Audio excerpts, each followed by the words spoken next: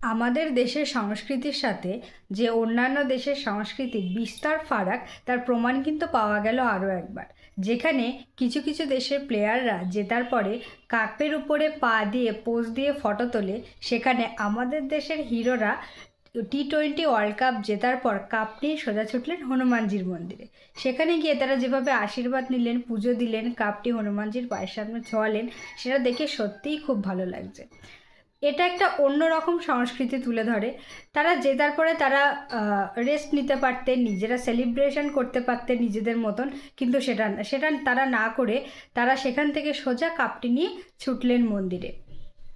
যে সমস্ত মানুষেরা মানে কোনো কিছুর বিনিময়েই ঈশ্বরের শরণাপন্ন হতে চান না বা ঈশ্বরকে ধন্যবাদ জানাতে চান না, তাদের কাছে কিন্তু এই বিষয়টা কিন্তু একটা শিক্ষার বিষয়।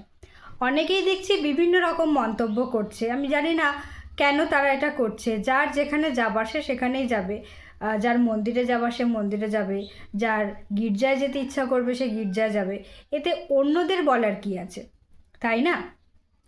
আমাদের দেশের শিক্ষা সংস্কৃতিকে এইভাবে বিশ্বের দরবারে তুলে ধরার জন্য ভারতীয় ক্রিকেট টিমকে অসংখ্য অসংখ্য ধন্যবাদ।